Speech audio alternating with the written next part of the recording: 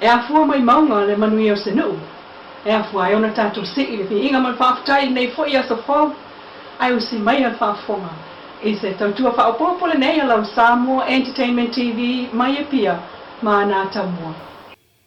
Ua fesilingia le fio'anga fengal so tango ngadwenga au fa'asalalau i le vā o lo latou nu'u ma le au vā. Na fea se vai ngau tu stala si niel mo telefono le fio'anga o fenga i le so. Ma afuai o na fesilingia tu stala i fa'avevesi o lo moli mawina i lunga so ta inga te le vave talu le au fa'asalalau. Nga leo mai ai lunga o whaamkalanga, ale nevia mana malamba. Ka asia mako ngaruenga ua whaalava mai le Supreme Court ya Pedila. Whakawhawhaire unga ya ke topa. Mati a Pedila me yungi ulai au kuso se tema o ke topa mo ki fo yaku. Whaaleanga umare au waa mako mea ngadwe. Yo ya wala sasua o kokoa ia lako whakoa. Susumu le bao mo susumu a koe le paipo a le whale rungurenge. Whaaleanga sain. O iai ase mea kasi o kou whaafonga mai vai mai. O whaalele a prefenga i rumore ea. Lea. Paua upa ko inga. Bau ko vai maumaka. Aisea. Nanga e whaia whapea ngāre me sire moela ko rungurenge. Ko le ko whaanga i kala lari a inga sa ngau whareai. Ai panarea. Paua le mere moana o waa. Kau whekure ave ma kou kula fonga. A whai o lea. Ia. Whapea ia mwhai. Kato whapea ia mwhai. Nā rundue a ma kou kusa mwhai ungar kula fonga. Au ia ingisi kulanga. Ia. Lea karikari po leare kulanga ngai. Ile nea mole lea o koe kakala o kuai au waa. Vai a mako kusi sai. Le mea ngā, salu ngā ua sino fia. Ai whapea kuai. Pau ngā whaamkalanga whainga mako o makuha. O mare ale na makau. Masangi ako kani aku ila ufio ngā Leilua i mea whapea. Lau whaupuanga iau kou le media. O le sesidi. O le hakongu lava le aunga ma le whaamoe mou tō ngā ruanga i e whai. Kare aunga. O se mea e tupu ai le file mu, o se mea akiringa me vesi sa moa. Kare me vesi al mea le kule mai. Lea foi lea bako ke o sai ai mea whapea. Ioi. Hai ai whare whamsingu. Lei e mao ka malawa. A wheu whakong ngā waku whakuana e lau waa kala moa. Ai le ai, e o ai whamsingu. Ia māku foi lea. Ako whapena ia no whai. O mo foi lan kai me koe kala moa. Ka ko wo pea lai whamsingu. Lea māko ke ngā lue, sa mabani, sa whai moa. E o si whakupu waku le ngā. Peta e manatu o whenga, ua tatau o na tausia le file mu. Mai o awalo le file mu lo la tau mwhai atuai. E ala se whailo inga le au waa maa whenga. A ele i tupu le nala asanga ina ua whautua ina le au waa. Mo se whailo inga maa whenga. E manatu o whenga o whanua lea o lo la tau ngā le lua nei.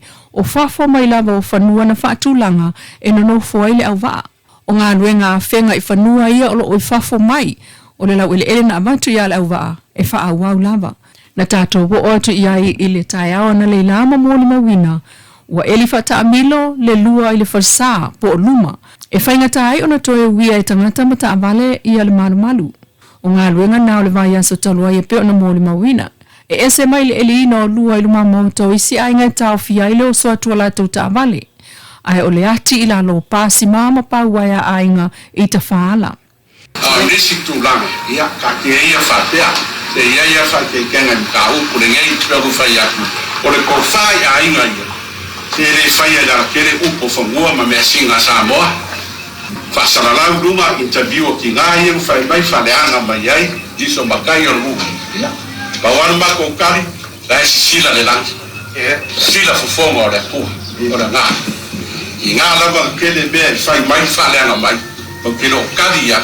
Ele hase mea o mako whalele a kuilunga, ka okor kapo rungu, o ai se kari a kui mea ia. Ia e ai le whasalanga ma mafa i fua ia. Ai se a, ko whafa ko inga re ngā, ko whafa ka maari i re ngā, e kausi ai le wāma ngofo ngu ma ainga. Ai re maua i lunga, o le where nei lunga, whai mani video, whai mai ia mea, whai piko kasi mai, ma mai whamakalanga, e aki ni ai ka kumpu me besi. Mea la re whamanu ua. E oi, i re whamasingoa fo re ngei ngu, o mo kala whewai, ma mea whapena. Magu foi mako faru poru poi ko fa wa ainga a sai mako le no va ave mako kula fogo ka sanga mai ku sai ia ka ku fa pega fa io ai fa madia tuan ia ngau fa fogo mai foi sama skari ku pu wa ku ngai makau ku Na ta ua whanau talavo una whiwa i talano le lato whale uleini apa wa toi o pui sima. Wa amato na leto na no whaino lato ainga. Mo le file mu mai le ai lava nisi e ia i le whanua i le taimi o atu ai a whenga e whaatino lato ngāruenga. Saunua le tō wha maulolo o le whio ango whenga e sili el tolu 10% o le whanua na avatu i ale au waa e ati na e le o wha o ngāina. E wo lato wo wha o ngā whanua i tua mai o lau ele na avatu ena no fuai. Veitai, e manatul sui le whio anga le tō wha maulolo o le mta upu o maa ale mai a whesilingi ai le sao tu stala i le lato mata upu wa ngai ve vesi if so ta inga tele vave. Ua amata le masina sili ona pisi o le tausanga ma leisi le nei o taimi e tinga ona tele pisi nisi ta ama le rent i Samoa ai le taitai ona lava i le tele o tausanga utua nai. Whaatusa ili nei tausanga ua whaopopo tangata malanga mai, whaopopo fo'i ainga o tofu ta avale, ma le si itia fo'i o pisi nisi o ta avale rent, ai olo whapea mai lava company rental cars, na tātou whesota i atu iai. Uleini ta avale o tutoe to tele le awo mai fafo.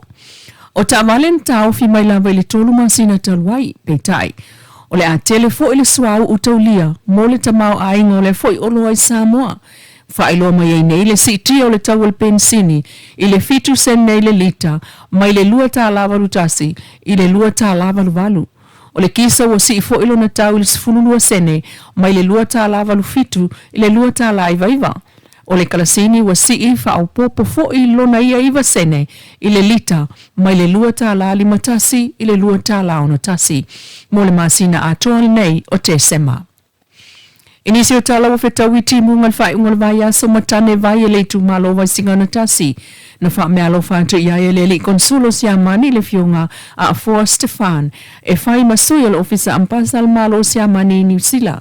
Mai a sauna o whetau tonu lava le fsosani mo leitu malo lea. Ona o nisi o a fio anga se a lava timu. Ua vatu ia i tane vai e se fululua. Tai tolu a felita mo a sau a wala ma vai sala. Mai na awai atu iai, ia le fionga le whaipula le tu malo, ni wawa eti le atio ngio malolo. Ile vai aso toluai na tu ina atuai le fua i pāti patia le mea lofa, ua whetau i fo i male taimi o whai ngā mea lofa kirisimasi, mai a whaafta iai le a fo i tai au fia i le tu malo, ma moni mawina e sui o fioanga o tā ua ilunga.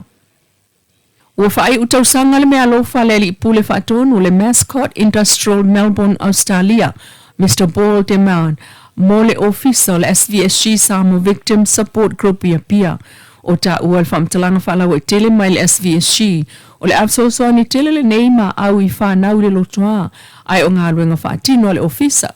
Ma whaaftai ai le prestene si le niuli na jang le taunu uai. O masini mo le ofisa ai o moenga mo pepe o whaamalu o diapers. Ma mea whale mo le mauta o whanau la ite iei ma pepe. O le fua i fo ile nei wa tu umawa lungai le loto i fale o mauta mo whanau o ile lotoa o le Campus of Hope i tona i mato. Ma whaafta ia tili ai le whianga sili niu le whapa anga tāua ai mai sei vai taimi whainga tā mo whanau sa waina. Mai tā longa leu taunu i Solomona le au manu Samoa tai to fitu a Samoa i Solomona ma ta penai le vai aso atoa lava le nei mo ana tā longa whaitaulia i le aso fitu ma le valu le whai ungal vai aso. Ai le tala le tamai tāpinanga le au mai le itu lau le manu Samoa fitu e to avalu o lo oililisi mai tangata o le mawhai o na filfilia o na manuanga o le au lea wafsosoani tele ia ele company insure a le Federal Pacific po le FedPac i Samoa e le ngata o le sele ni tele onos fuluafe ai ese ele toninga e ta ifa seti o futa alo me tiafu ma ofu vai o to tini ma se vai ma isi vai nga mo mi o le toninga. Mole au taito fitu a li'i matamai tai. Whaftai lau whaafonga anga le tautua whai pea le Samoa Entertainment TV mai Samoa ili nei fo i tula mana tamua. Whaftai fo i le Wendy's design o lo i funga lei mo le ofu matangofie ai whaasoi fo ia.